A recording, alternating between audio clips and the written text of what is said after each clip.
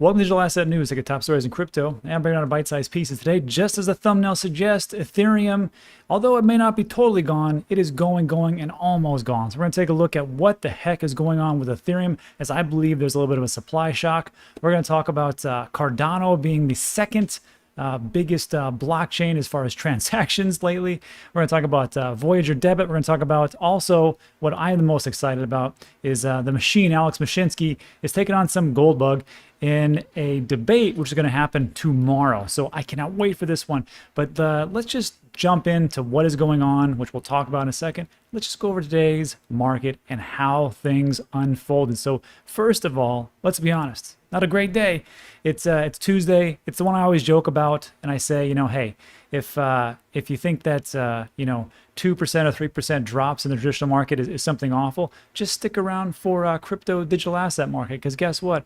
We'll drop 10, 20% a day. We just called it a Tuesday. Well, it lived up to its name today because we took a hit, everybody. We took a nice little shellacking, and the market cap went from around 2.9 something trillion all the way down to 2.64 trillion. Pretty awful, but not surprising. And I'm going to talk about why. But Bitcoin price went to 60,452. And what's really odd about that is that, even though it dropped below 60 for a little bit, it always gets bought up. And I'll show you that in a second. But over the last 24 hours, you got Bitcoin down -5%, Ethereum 6%, Binance Coin 7%. Let's see any big losers. Shiba Inu 9%, Terra 10%, a Litecoin 11%. And so on, and so on, and so on. So it was just one of those awful days. And you just got to remember that these days, when all these things, just drop to the ground, there's two types of people out there. There's contrarians, and there's ones that follow the herd. So the ones that follow the herd, everything drops down. The first thing they say is, everything's falling. I got to get out of here. This is ridiculous. And they start selling. And the contrarians, they're the ones that, instead of running away from the fire, they run towards the fire, and they say to themselves, you know what, this is an opportunity. I can't believe what's happening in the distance, and I just see these prices go down, because guess what? They're not going down forever. That's what the big smart money wants you to believe. When you take a look at these opportunities, you're like, man, it's another thing, and we always talk about buying the dip. Sometimes it's just a little bit harder. But for me, I am just like, man, you're going to force me to buy it, so I have to buy it. And of course, that's what I did today. And what did I buy? All Ethereum, and I'm going to tell you exactly why. So when I talk about this story where I said ETH gets pulled, it really comes down to some on-chain analysis. And my favorite place is Crypto Quant, and we'll definitely be releasing that video with the CEO, Ki Young Jun, about on-chain analysis. But just so you know, when we're talking about the things that are going on, this is the things that I see. And when I'm looking at this, I want to take a look at, first off, is the price dip, was it all because of miners who were selling? Well, in this case, no, it really wasn't. And then if I want to take a look at it, well, is it because there was a big amount of leverage placed? There was a little bit. So just so you know, as people start to go long on Bitcoin and become super attractive, and then, just some people will just start shorting because there's just too much money to be made. So take a look at those, BYBT, and you'll see all that. But I didn't really see a ton going on, but there was some liquidations, that is to be sure. Also, I took a look at the exchange reserve and see if, did people start putting Bitcoin back on the exchanges? And if we take a look at it, no, really they didn't. Actually, they took a little bit more off. So, that wasn't really what was going on. And then before I get to the exchange reserve, I'm going to blow past that a little bit. This thing right here, the all exchanges take or buy volume. What you want to notice about this, and I talked about this the last couple of days, is that once it hits a certain point, it seems like, see these purple graphs here? That's when whales and people just start buying up like crazy because they don't want it to go down to a certain point. And we can even see, if I blow this up a little bit better, you can see that, in all honesty, lately, as this thing started to really wick down, Bitcoin started to really wick down, around 59.8, 59.9 is when everybody started to buy everything up. And you just see this massive buying of people, whales, and every individual out there, because they are just dead set about keeping it at 60K. And it seems like that's the new floor, around 60K or so. And then leverage ratio, it's extremely high. Anything above 2 is like way too much. And right now we're at 0.2 as far as all exchange estimated ratios. But this is the one that I've never seen before. I have never seen it look like this ever in the whole time I've been covering. It's Ethereum, the exchange reserve, meaning the people that are taking Ethereum off the exchanges as opposed to putting it back on. It dropped magnificently over the last year or so, and it was a pretty steady pull, right? And that's normal. That's normal for these steady people just to take it off as time goes on. They want to use it for, you know, for NFTs, to buy things in the gaming sector, to pay for gas fees, to stake, whatever you want to do with ETH, which is, it really has the most utility right now. But look what happened today. Womp. And it just fell off the planet. And then if we even take a look at, we go back 2 years like Glassnode did, I mean, you can see it wasn't that big of a thing as far as like a supply shock that might happen with Ethereum. But just this last 24 hours, somebody knows something. And that person probably told a friend who told another friend, and they're like, let's get this all off. And now, before you know it, you got people who are gobbling up Ethereum, taking it off the exchanges. I don't know what they're doing with it, but it sounds like they're not going to sell. And if you're going to take this much off the exchanges, there's bound to be a supply shock. And when there's a supply shock, people are like, hey, I need Ethereum for my gas. Hey, I need Ethereum to buy my NFTs. Hey, I need Ethereum for XYZ. Sorry, there's not that much to go around. But if you pay for it at 5,000, 6,000, 7,000, you see where I'm going with this? It's just like there's not enough to go around, supply shock. And then, of course, if you have the same demand but less supply, what usually happens? Price goes up.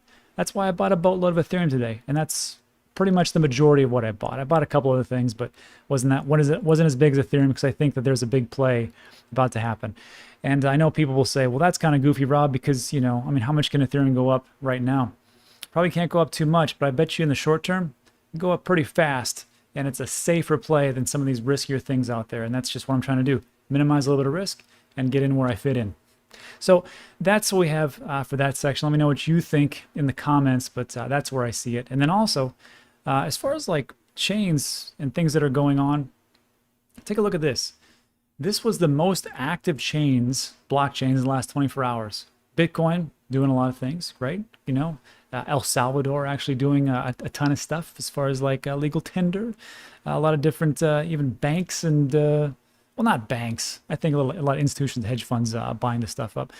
Bitcoin 21.67 billion, but look at Cardano, 18.24 billion. What's going on? Are the DApps coming out? Is there a DEX that's already there? Is there some kind of like a super DApp happening? No, not really. What's really going on is that there's a bunch of voting going on for the first decentralized exchange on Cardano. That's called Sunday Swap. And to vote for this, because they're going to need, what it is it's called an ISPO, an initial stake pool offering. And what people are going to be able to do is take their ADA, depending on where it's at, and they can stake it with a specific stake pool operator. It's only going to be 30. And instead of getting ADA as far as rewards, you're going to get Sunday Swap tokens as far as rewards. And if you were around when Uniswap, well, they didn't do something like that. They just gave a big airdrop to everybody. But you remember how big that was as far as when you got 300 tokens of Uniswap? Well, now imagine getting in early for the first DEX on Cardano with what they could potentially do as far as the speed and as far as the fees. I think a lot of people are going to get into this. And that's why we, as far as D News, I think that's right down there, we want to be one of those stake pool operators. And I've been begging the last 2 or 3 days for everybody to vote for me. So I just want to say thank you so much for voting for D News. And we're doing pretty well. I don't know how well we're doing because we don't really know until tonight around 9 p.m. or 8 p.m. or something like that. But if you got time and you are so inclined, just go to, well, actually, you don't have to really go anywhere. I'll make it super simple. For the SPOs, if you want to take a look at it, there's a ton of them out there. All you got to do is when you're voting for, vote for SPO. I'll link this in there. There's a description at the very top. All you got to do is do this. See D News right there? All I want you to do is You can vote for anybody else in the second one, but for vote number 1, that's D News. Vote number 2 could be, it could be Paul, or it could be CCV, or it could be Ape. I did this before. I mean, whoever you want to vote for in the second one. Let's just say it's Ape, right? And then you just put 2.365254. It'll tell you a code. You're going to put that into your Daedalus, Yoroi, or Ada Light wallet, and you're going to send 2.365254 to your same wallet address. I know it sounds goofy, but you do that, and then it's read in the blockchain, and then that vote gets recorded, and then off we go. So that is essentially what is going on for why there's so much activity in Cardano, because everything stops tonight, and we're going to find out those 30. So if you could vote for us, that'd be great. I'm just calling on my markers and all those things, and that's it. So that's what we have for that piece. And then next to last, just to let everybody know, I thought this is pretty good, is that Voyager is releasing their debit card.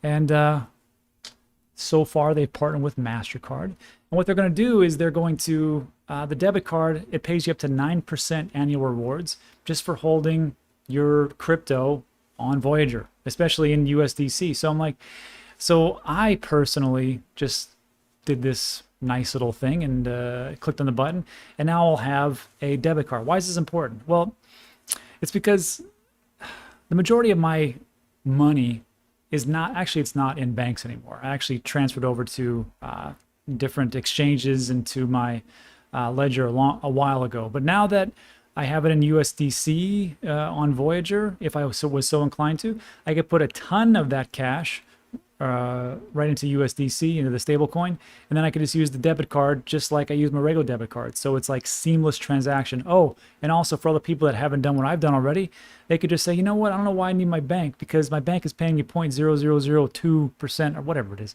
APY. So what I'm going to do is I'm just going to, the money I have laying around, transfer it into Voyager, get myself a debit card, and then that's it. That's the big thing. So I think this could be a game changer, especially for Voyager, and let's hope it goes off without a hitch, and I'll let you know how it works out. But I think that's one more utility.